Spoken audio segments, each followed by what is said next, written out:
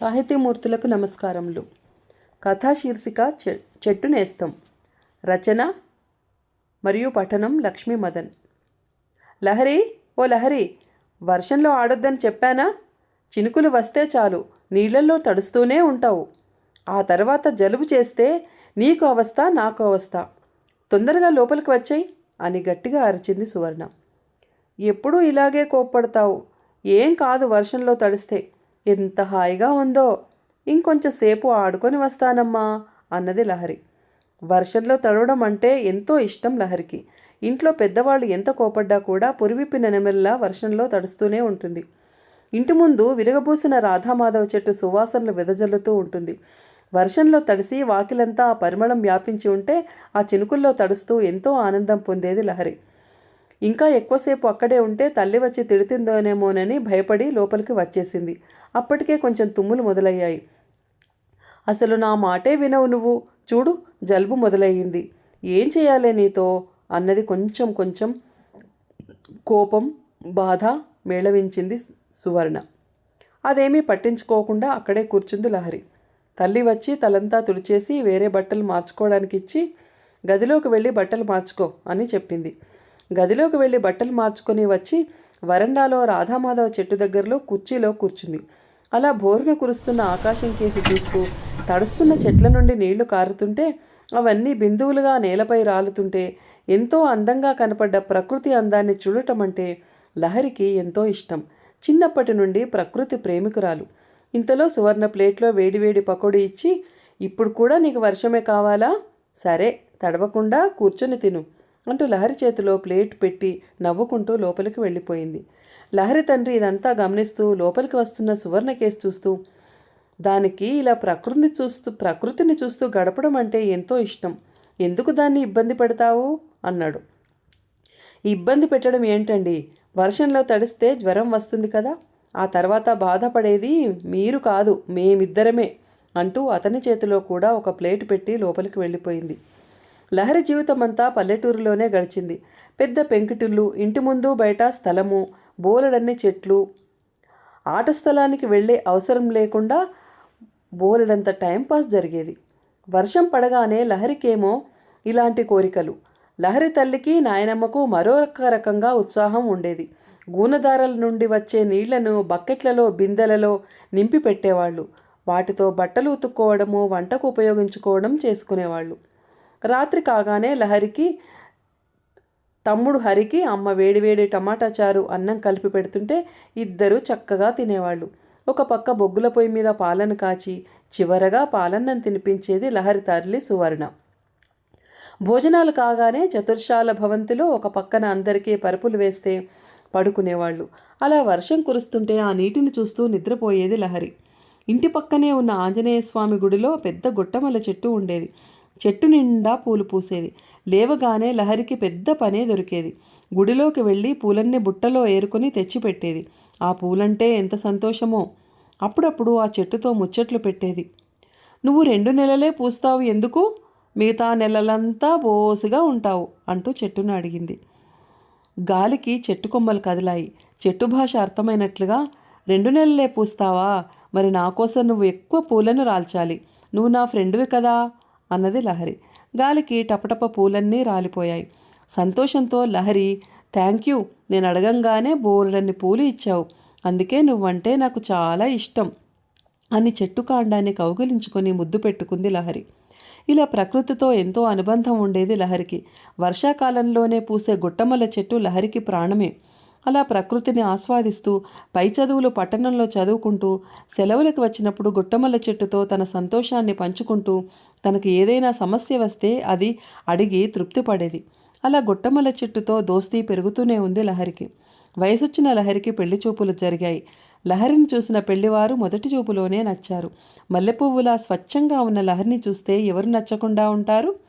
పెద్దవాళ్ళు అందరూ మాట్లాడుకున్న తర్వాత పెళ్ళికొడుకు మరియు పెళ్లి కూతుర్ని అడిగారు. మీరు ఏమైనా మాట్లాడుకుంటారా? టైం తీసుకొని ఒకరికొకరు నచ్చితేనే ఈ పెళ్లి చేస్తాం అన్నారు. నేను అమ్మాయితో మాట్లాడతాను, మేము మాట్లాడుకోవచ్చా అని కొంచెం బిడియంగా అడిగాడు పెళ్ళికొడుకు నరేష్. లహరి తల్లిదండ్రి వెంటనే, అమ్మాయితో ఒంటరిగానా అన్నారు కొంచెం టెన్షన్గా. వాళ్ళు ఒకరికొకరు మాట్లాడుకుంటేనే కదండి వారికి ఒకరి గురించి ఒకరికి తెలిసేది.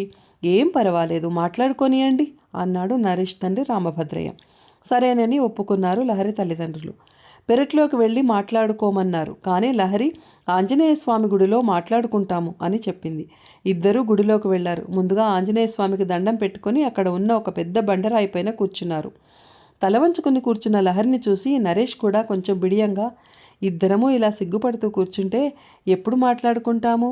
లహరి, ఒకసారి తలెత్తి చూడు అన్నాడు మెల్లగా.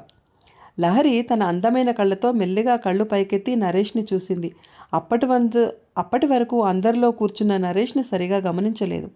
అందంగానే ఉన్నాడు అని అనుకున్నది లహరి. లహరి, నీకు నేను నచ్చానా?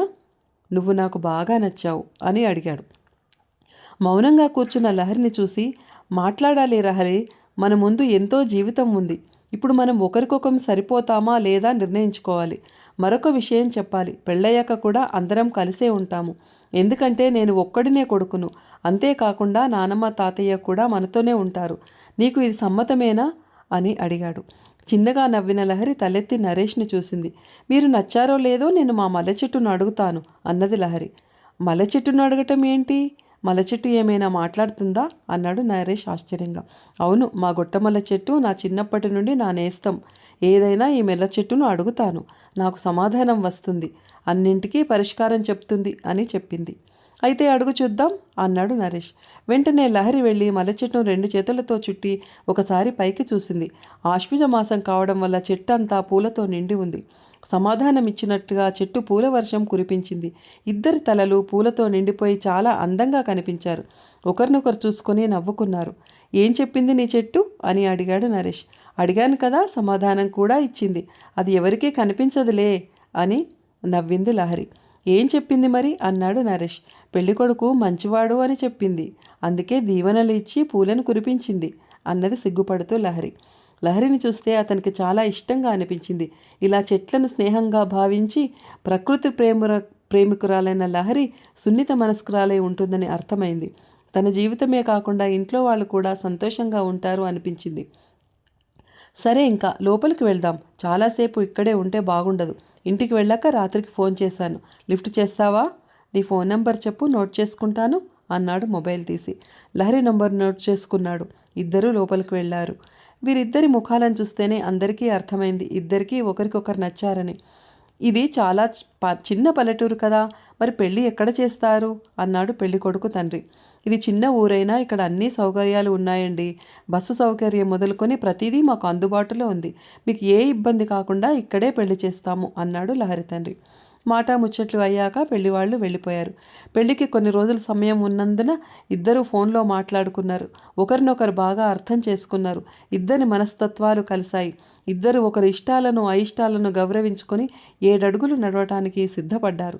తాను పుట్టి పెరిగిన పల్లెటూరులోనే లహరి పెళ్లి వైభవంగా జరిగింది. సాంప్రదాయ పద్ధతిలో పెళ్లి చేసిన లహరి తల్లిదండ్రులను అందరూ ప్రశంసించారు. అత్తవారింట్లో కాలుపెట్టిన లహరి అక్కడ అందరి మన్ననలను అందుకుంది. ఒకరోజు కళ్ళు తిరుగుతున్నాయని పడుకున్న లహరిని చూసి కంగారు పడ్డాడు నరేష్. అంత కంగారు పడనవసరం లేదు కాబోయే తండ్రి గారు అన్నది నవ్వుతూ లహరి. విషయం అర్థం చేసుకున్న నరేష్ ఆనందానికి అవధులు లేవు. ఇంట్లో ఆనందకరమైన వాతావరణం నెలకొన్నది.